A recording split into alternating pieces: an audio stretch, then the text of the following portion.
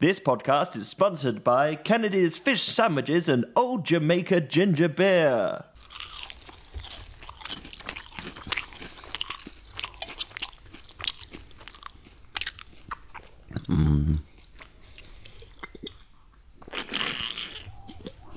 Let's have a bit more of the sandwich. A bit more of the ginger beer.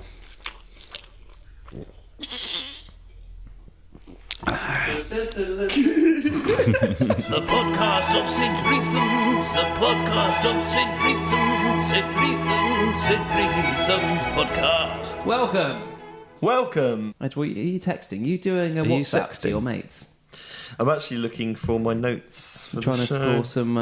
score some Marlboros. I'm not trying to score some babes, bruv. I do all my top tindering on the toilet. Everyone knows that. Ed's top toilet tindering. I swipe and I wipe, bruv. That's how I roll the toilet roll and stuff. Ed, Hello. how's it been since last time you were on the podcast? Well, actually, I've been funny. You It's should been a month. Funny you should ask that, Phil. I've been Is it? thinking about business strategies, as I was saying to Will just yesterday. I was thinking about business strategies, and I think that there are a lot of self-help, Yeah. a lot of tools Yeah. that business people can use, and not just tools because they work in business, but also tools that they can use. Yeah, so I think what we should do, if you want to get your way in business, I think what we should be looking at toddlers, because no one gets their way like toddlers. So I think we should apply the toddler principle to the business model. So Example. if your boss, thank you, Phil, I'll give you an example. If your boss won't give you a raise, Yeah. what you got to do is go up to him, look him square in the eyes, right? Raise your profile up to him and just go, "But I want one you." And just keep blubbing for about 3 hours. Yeah. And he'll just give in. But, oh, right, bloody hell, fine. That's how you do it. But Atkinson got a raise. But I want you to get the account. That's how you do it, man. That's how you do it. It's like the stock market. They go, oh, I'm afraid shares have dropped. But then they rallied around when a small toddler came and go, But I want him to go higher, like, all right, it just keeps going on. Not fair. Exactly. That's how you do it. It's just like have an armed coup. But I want to be the president. All right, let him be All the right, let him be president. president. Yeah, you always give him his way. It's like, just let him do it. Just let him. God's sake. It is is actually one. true in life that the people who just make the most fuss just Yeah. generally do get their own Yeah, way. people are like, oh, all right, fine. Although my last job interview, I did go in there, What did you do? Did you firm poo in your handshake. pants? Yeah, looked him in the eye, maintained eye contact while going a bit red and shaking a bit, and then the smell filled the room. And then you smiled, quite satisfied. Yeah, and I was like, now I can go to sleep. And yeah, I did. And they said, "Congratulations, Mr. Dunn. You'll be great at a team." You're the guy for the job of shitting himself. Let's catch a maverick. You watch out for him, boys. Do you think you could shit yourself, son? I already have. This guy's quick. God damn it, this kid. I haven't gone to the toilet all day. Ask yourself one question. Are you feeling lucky, punk? The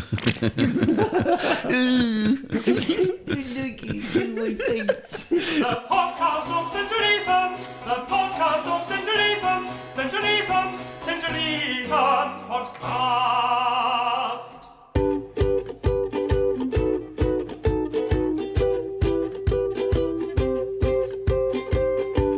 New from the makers of the Bargain Bucket, it's KFC's Thrifty Offal Trough. Choicest cuts of abattoir slow sweeping, seasoned, floured, disinfected, breadcrumbed, and then deep fried to perfection. There's all your favourites: sizzling sweet and sour sweetbreads, Kentucky tangy trotters, new recipe popcorn cow heart, tender Thai-style lamb's face, miscellaneous wedding ring. But don't worry about the horrifying conditions we keep our livestock in. All of our animals have said racist things, have committed many heinous crimes. Seamus the sheep, you are guilty of human trafficking, flying the Confederate flag, and paedophilia, and being a bastard, and you are sentenced to be lunch for a valued KFC customer. Do you have anything to say? I totally deserve this. KFC's Thrifty Offal Trough. We won't make a pig's ear out of it, unless you specifically request that. KFC, corpse licking good. You're listening to the St. Reatham podcast. There's people in there. Get trained by that. Thank you. It's actually the sound of when you fill up a sink too much. Yeah, you can hear like And you bubbles of air going back down the tube. It's kind of really helps to reinforce the impression that you are just a sort of big, like, wet bag. Post washing out. Can be inflated or deflated. Bag for life. Well, come next weekend, you'll have to pay for your plastic bags. Oh yeah, 5p, Legally, right? What the 5 fuck? plastic bags. But I what's thought- your take on that? You do? Oh, you already have to pay for your plastic bags. Only where you shop. Yeah, Waitrose in or Lidl. M&S. Where I said, Oh, fancy. Waitrose. It's like Waitrose or Lidl. It's just like, ooh, could be Yeah, one, could be yeah. the other. Opposite ends. But I don't, because I go to the self-checkout and I claim not to have used a bag. Oh, yeah. Even though I obviously am That's- right under the security guard's noses. Do you ever go like, did you use any of your own bags? You're like 258. Yeah, but you can do 5.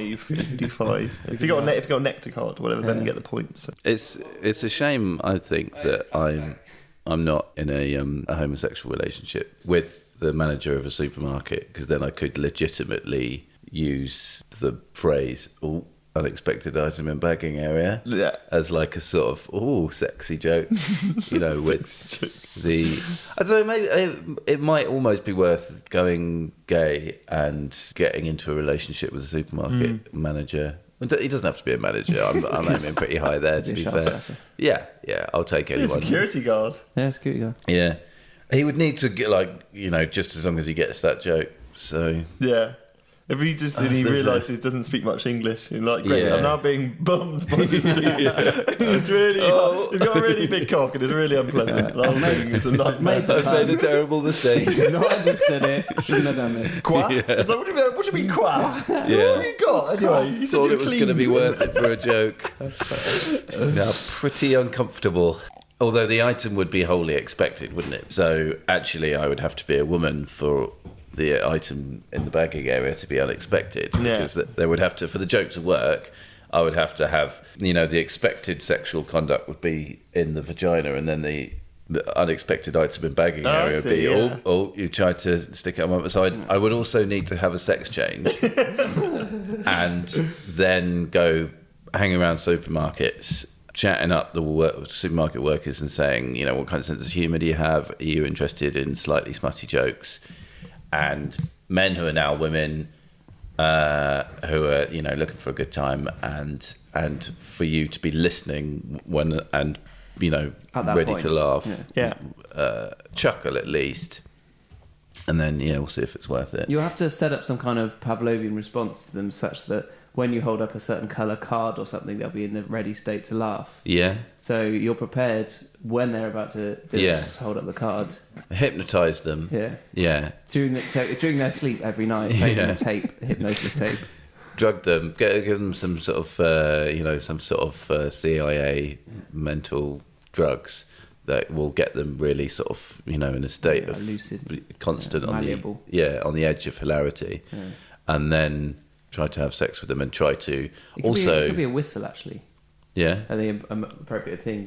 yeah, and they'll start drooling and nearly laughing, and then it's a case of getting the penis to just miss the vagina and go towards the bum hole, and then just sort of go, unexpected item in bagging area, hey Jose, and then now, and he's like, what? I'm frightened and on drugs. Especially Who are if you? You build it up and up and up, and then you're like, unexpected item in your ragging. Oh, damn. Do that again. I worked for years on this. We now return to our main feature film, John Explosion in Boomtown. Well, it's just another quiet night for me, John Explosion, guarding this old warehouse of radioactive fireworks and human stem cells. What the? Hey! Hey, you there, the criminal with the matches. Stop what you're doing and put your hands where I can see them. No dice, you stupid security guard. I'm out of here, and I ain't taking no chances neither. Oh, God, no. Not the stem cells that have been stored right next to the radioactive fireworks. A person caught in that blast will be turned into a... Mrs. Explosion, you can see your husband now, but I have to warn you, he's changed. The radioactive fireworks and human stem cells exploding at the same time bonded with his DNA, turning him into a diaphylactic sex freak? Give it to me straight, Doctor. If my husband is a prodigiously endowed genital superhero, then I want to know. No, it's worse than that. Your husband is an explosion. Gasp! For most cops, blowing stuff up is just part of the job. For Sergeant John Explosion, it was his whole life. After a freak accident involving radioactive fireworks, human stem cells, and the cruel taloned hand of that bitch Lady Fortuna, John is left in a state of perpetual detonation. Daddy, can we go to the zoo this weekend? No, honey. You know your dad isn't allowed in the zoo on account of he's a continuous explosion. Yeah, see you later, John. Have a nice day at work. John, I remember when you were just a rookie cop. The other guys didn't want you on the force on account of that you were a huge, constantly exploding mass of fire. But then I said to them, exactly, John. Exactly. John, there's a fire at the school and all the kids are trapped, and no matter how improbable it might seem, only a massive, uncontrolled explosion will help.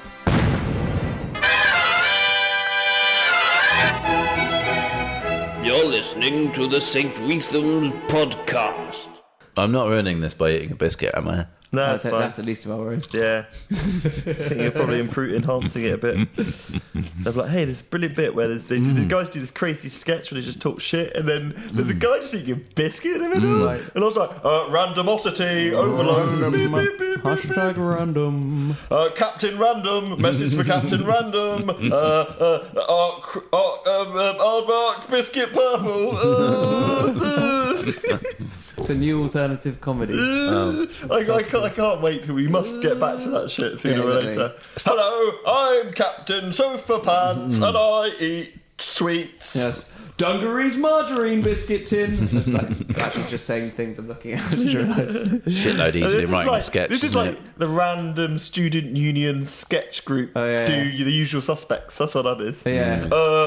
Cup, table, lampshades. Okay, guys, we're going to play a game now where we're going to make up things. Yeah, it's an improv game. So, any audience suggestions? We've only got one member of the audience, so I suppose it'll be you. Guys, what do you want? Guys, excuse me, down there. Sir, give us a scenario. Give us a scenario in an office. Oh, in a room, you say? Oh, in a dining room. Okay, dining room. Okay, dining room it is. Okay, so we've not prepared any of this. Yep, no prepared. Just come up with this. Hello, sir. Do you want a table to sit down at? No! Yeah. No, you can't say no. That's against the improv rules. Oh, right. And come on, Tristan. Tristan. Yes, Sorry, I was just reliving my dream from last night. Excuse me, buddy, don't leave. We need to do this. Can you just sit down? Yeah, sit there down. we go. We need at least one person in the venue. I mean, we us three. Get us three together. We just go all night. Yeah. We don't even need an audience, which is handy because we don't get one. No, you're ruining it, Tristan. You're ruining We it. got 4 stars. I did go out with it. Annabelle gave us 4 stars. So, but it was 3 weeks. So that's pretty good. Would you fancy going to taking this to Edinburgh? You know. Pretty good, pretty good. Yeah. We'll need to get my Uncle Alistair to lend us his flat again, but that should be fine.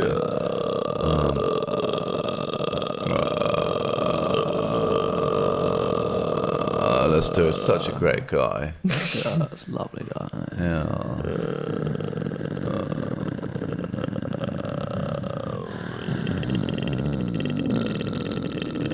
And his mum's really friendly, isn't she? Yeah. The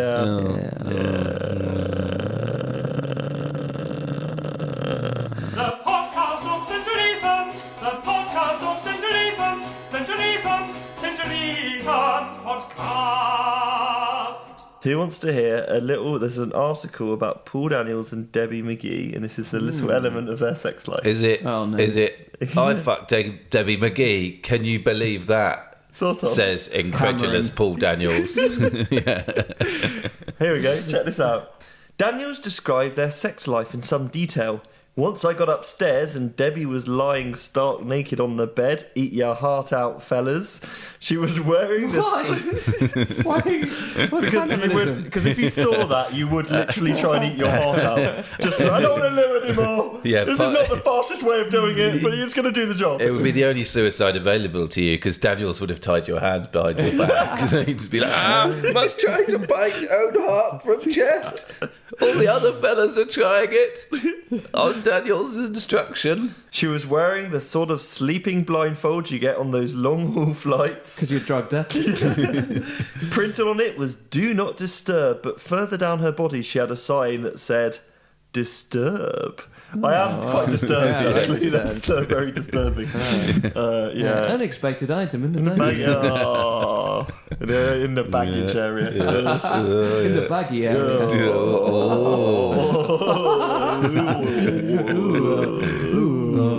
Unexpected baggage in the saggy area. Unexpected Paul Daniels in the... Ow, Paul, ow. Is that? Does it go on? That's it. Oh, thank God. I'm not going to write any more. So than it's that just now. Paul Daniels just going, all right, lads, I fucked Debbie McGee. Yeah, exactly. The greatest trick Paul Daniels ever pulled. There's convincing Debbie McGee he didn't exist. She's unaware that he's even in her life. She likes it. He's like not a a little, lot. he's like a little rapey. He's like a little rapey goblin that just hangs around with her. Just wait till she's asleep. Oh, oopsie doopsie. I don't think that's one of his catchphrases. It kind of is the greatest trick he ever pulled out because I mean I can't remember ever seeing him actually doing any magic ever. No. He's just people just see that he's managed to persuade a woman, probably I'm going to say 30 years his junior, to marry him, and he does kind of look like a sort of Goblin. woodland spirit of some sort, like a bad one, sort of mean bridge fairy. Mr. Primitive. Exactly. I think all this bugfish should be called "That's Tragic." But people must just see him and think, "Wow, this guy's. I mean, he must be really good at something. Yeah. Let's hire him, get him on TV." So that's what you're saying. The secret of success. Is just Pretty sure his whole TV show was just him just nodding and winking suggestively and pointing at Debbie McGee. Yeah, because he goes, now I think about and it. look, she goes like, "The fabulous Miss Debbie McGee." Yeah. What he means is that this is a woman I fucked. Yeah. Look at it. Look at that shit. Look at that. I bet that shit. I've stuck my magic cock in her. Come on. Here's a pack of cards. Pick a card, any card, and then think about how I managed to get such a young wife. But it's great. As soon as she started to get a bit saggy, and it's like, "It's your fault we're not getting any more magic shows. You did this, you happy. You withered old prune." That's not my official Paul Daniels impression. It's just a word. It's a working one. Harold. Yeah, exactly. You holding me back? It's just a generic 1970s sitcom voice from the north. You're listening to the St. Reatham podcast. They had their last series on TV, which went from what was called Secrets. And it was like this fake nightclub where people were like, "Hey, we're having a good cocktail in this fancy nightclub. smoking a pipe." Fucking Paul Daniels is here again." It's just like it's obviously a TV studio, but they're trying to pretend it's a nightclub. Like Debbie McGee rubbing herself up and down, gravy up and down on a pole, discussing like a big skewery kebab thing, just rotating round and round in the background. And then meanwhile, Paul's like, "Oh, is this your card?" It's okay, Jack wasn't presenting it. It wasn't a toddler. Although he does look more and more like a toddler, obviously. And the magic toddler. Though I remember this one scene where he goes, "Have you seen the old ball trick?" And he gets his cup and his balls, and he goes, Now, is it on top of the cup or is it below the cup? And he's like, below the cup? No, it's on top of the cup because the cup goes upside down, cup, ball, cup. Now, when I switch the ball, now you've got a cup on the ball on the cup on the ball. And everyone's just like, what the fuck are you talking about, you prick? Like, just getting really impatient. Like, why don't you just like release the fucking dragon or whatever the modern magicians are doing? Why haven't you taken your face off and stuck it in my face? Don't give a shit about the cup on the ball, you prick. I bet he ends up getting kicked out by the bouncers. He's like, let me back in! Exactly. It's back, look! He just ends up staring through the window into the taking nightclub. over or something, whichever new mixed race like Asian. Yeah, my name is Lat Sparoid. Yo, I've just taken your genetic code in and shit in a pigeon. Oh man, it's like mute. It's disgusting. That's the new magic. What's it called? Dynamo. I'm Stephen Friend, and I don't use actors except for all of those people. Yeah. Is that his name? Stephen Friend. Stephen Friend. Stephen Friend. Except for the people who I do that magic trick where I'm like, hey, I'm over here, and they turn their head and suddenly I'm 3 buildings over. Obviously we had to stop the camera. We had to go down, get a taxi, and then go up the stairs and then go, hey, Dynamo. Whoosh. So, mate, you didn't fly there, did you? So that's obviously how that happened. So, but you can't do that. You can't just do special effects. That's not allowed. No. It's not a magic trick. That's There's one special of them effect. where he was walking on the water on the River Thames, and it's like, you know, they have the thing where they get a couple of people kayaking past. It's like, okay, I get the idea that they have to kayak over the perspex so people think that it's not there. But then, like, how often do you see people casually kayaking down the River Thames? It's a shame when that seal I know was where would be a sunbathing, nice wasn't it? place to kayak. The most polluted stretch of water in Europe. Yeah. What, the one with the enormous boats on it? Yeah, let's go there. It's like, oh, maybe they're using perspex. No, look at that dolphin. No, fucking shut up. You're listening to the St. Reatham's podcast. Time now for the St. Reatham's afternoon play, Coffee and Sugar, which discusses the interconnectedness of human relationships in the context of an office kitchen area. That one's just boiled. Help yourself. Tar, you busy at the moment? No, not too bad actually. It's going to start getting really busy next week, but it's definitely calm before the storm at the moment. Sorry, Dan. Yes, mate. I think you just got some coffee in the sugar there. You put a wet spoon in the instant coffee, and then you just put it straight in the sugar. So Did I? Oh yeah, I'm always doing that. You always do it. Yeah, I suppose that's why there's always bits of coffee in the sugar. Yes, that is why there's always bits of coffee in the sugar. Oh, you up, Brian? I thought I heard something. I think I'm going to get fired, Andy. I just attacked Dan. What? Dan from sales? Why? Yeah. What did you do to him? Is he alright? Oh God. He told me that it was him that always puts the bits of instant coffee in the sugar, so I threw him like a tea in his face. Does what? What do you mean? You know how there's always little bits of instant coffee in the sugar, and they make your tea taste all bitter, and you have to try and pick them out. Well, it turns out that's just Dan, because he doesn't want to rinse off his spoon, so God, it seems so stupid when Oh, Jesus. Where is he? in the kitchen. I fucking hate it when there's coffee in the sugar. It tastes so bitter and it looks like mouse turds. Hello, HR? Yeah. I've just attacked a colleague. No, I know. No, it's no joke. Yeah, I know it's serious. I attacked him and I've broken his arm. I broke his arm on purpose. Yeah, it was just now. Yeah, in the ground floor kitchen in building 2. He's still in there. Yeah, all right, I'll just be at my desk. Andy? Yeah? This better not be a joke. I'm so sorry. I don't know what came over me. He just puts bits of coffee in the sugar. You're kidding me. I know, it sounds ridiculous, but he just doesn't wash his spoon. I mean, all you've got to do is give it a quick rinse or wipe it with a paper towel. It would only take moments, but he doesn't. So there's always little bits of instant coffee in the sugar. I don't know what to say. Jesus Christ, Andy. Where is he? He's still in the kitchen?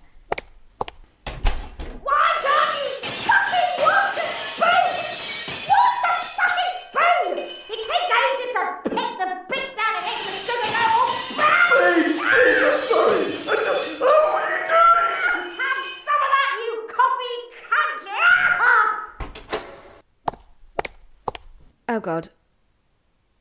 Oh, I've really lost it. Are you okay? We heard... I just hate it so much when there's coffee in the sugar, and I've not been well lately, and we're under a lot of pressure upstairs to save money. What are you trying to say, Sarah? I did a shit on him. Oh. I did a shit on him. On his face. Oh, fucking hell, Sarah.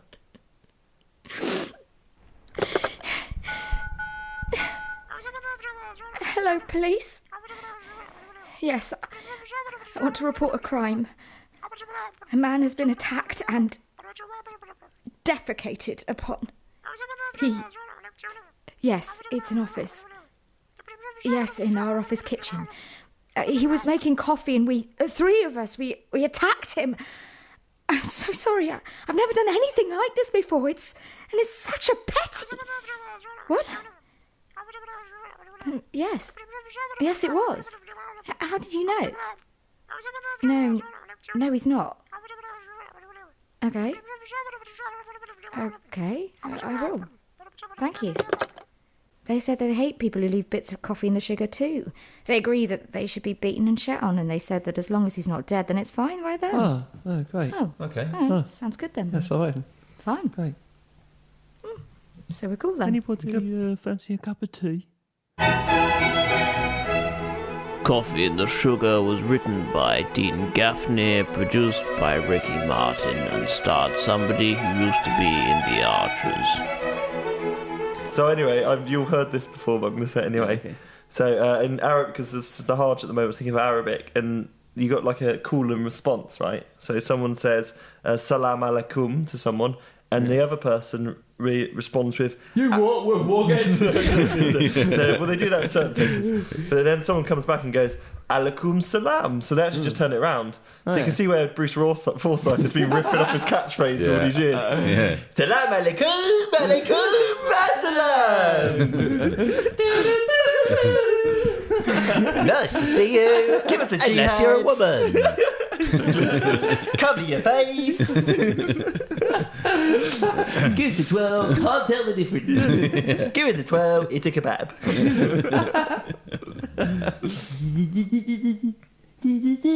That sounds like some sort of like predator. Bruce Forsyth is predator. What was that noise? I saw something. It looked like, well, just a chin, really.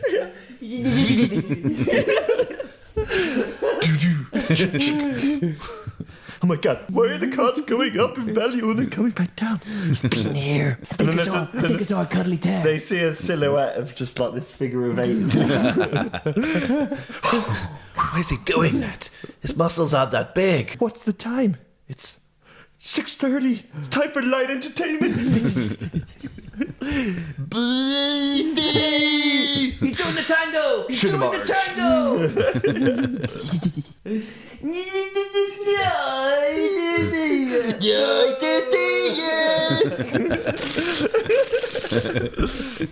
The podcast of Streatham. The podcast of Streatham. Streatham podcast.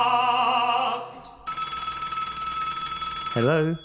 Hey, Ed, it's your Uncle Damien. Oh, hello, Uncle Damien. Yeah, hi, Ed. Great to hear from you. Really great. So I was wondering if you had finished that web design that I asked you to do, like on my website? Oh, no, I'm sorry, Uncle Damien. I've not done any work on your website because you said it was... A really great chance to get some exposure. Yeah, but you also said it was... Going to look amazing on your CV. Unpaid. And you might be my third or fourth favourite uncle, but I can't work for anyone for free. Also, your website's terrible. No, it isn't. Yes, it is. Your website, Gluebar, is just a poor attempt to copy social networks like Facebook, but with more adverts. I mean, it's loads worse than Friends Reunited, and it's 15 years later. Gluebar is a brilliant idea. It's like Instagram, but for shopping. It's a terrible idea. It's like Pinterest, but for discounts.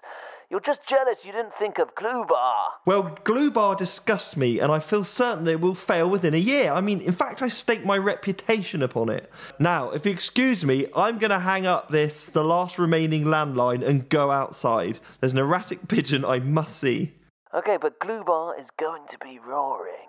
No, it isn't. Now, that pigeon is flying really low and fast and close to my hat.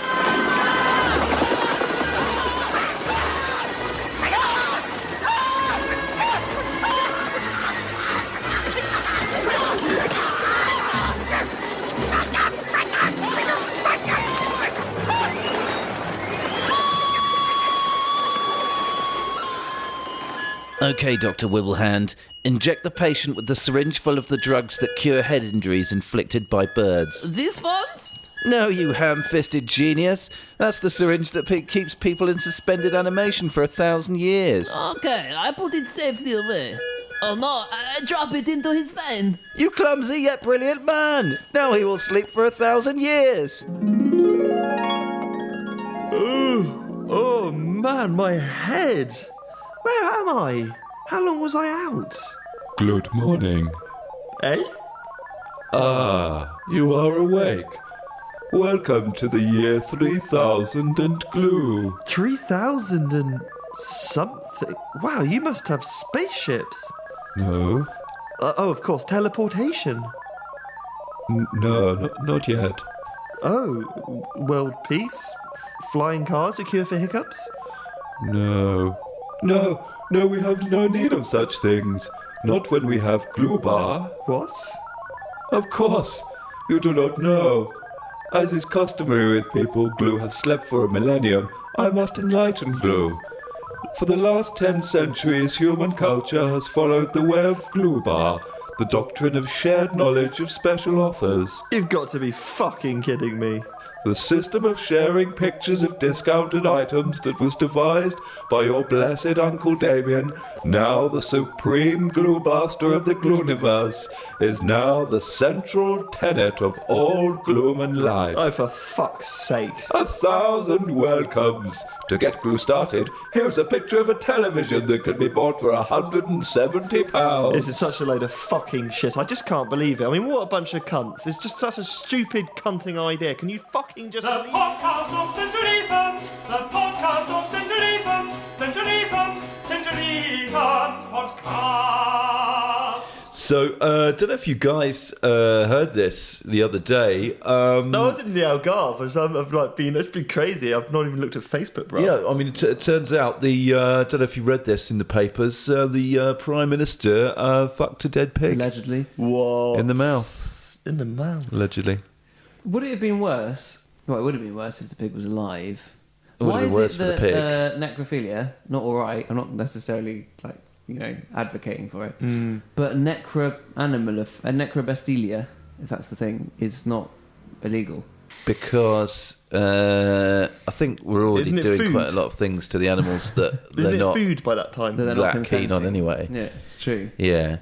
Well, I mean, I'm not necessarily advocating for necrophilia, but then, if you're dead... I mean, on the if anyone list... wants to have a go on me, but when I'm dead, by the way, I say, feel free. Yeah. I'm not going to be bothered.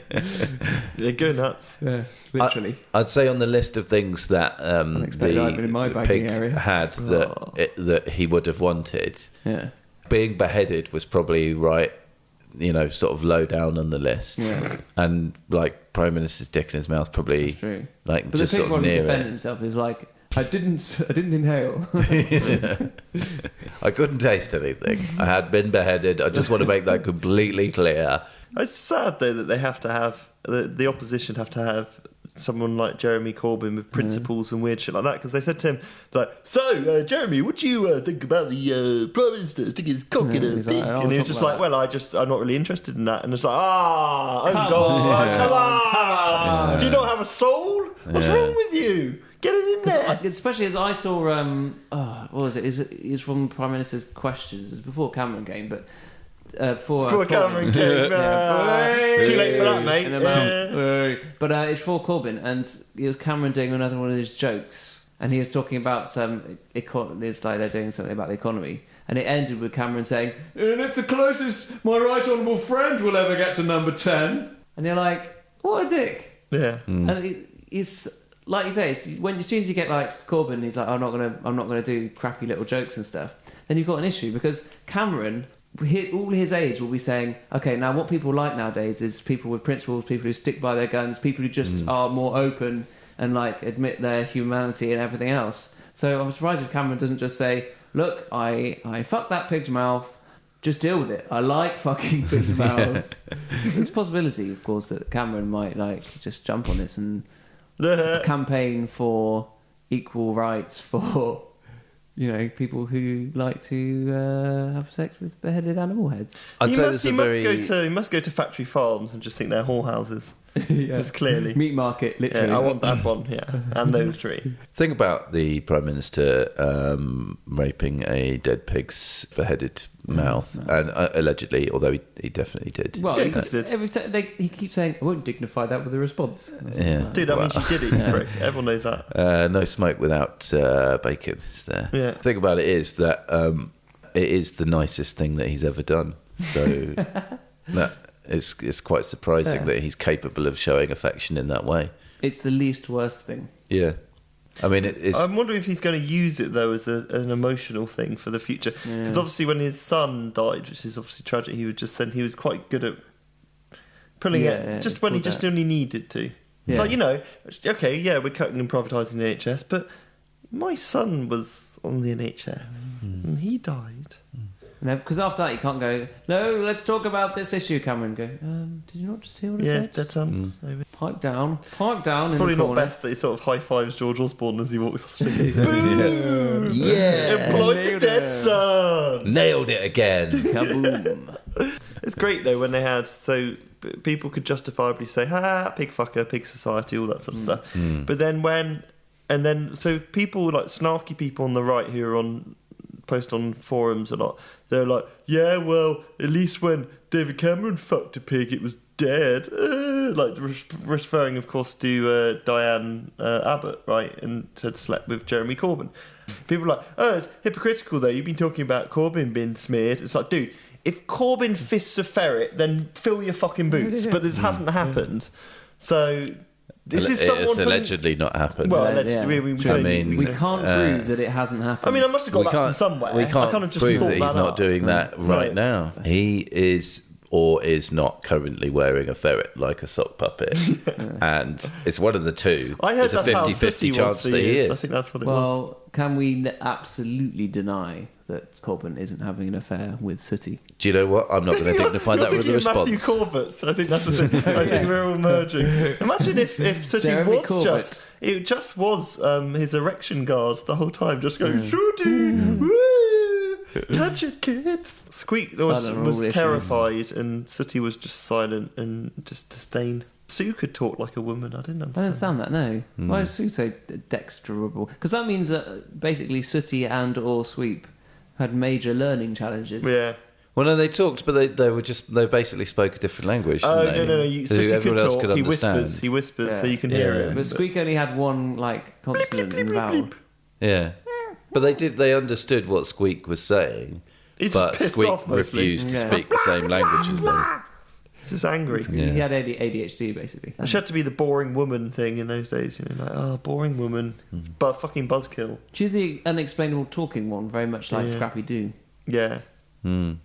Same deal there. That's learning difficulties. It's like, hey, Uncle Scoob, why can't you speak? Uncle Scoob did a bit too much acid back in the day, kid. As is traditional on the way out, I'll just sing the ditty, which I'm sure you remember goes like this. The podcast of St. Reatham, the podcast of St. Reatham, St. Reatham, St. Reatham's podcast.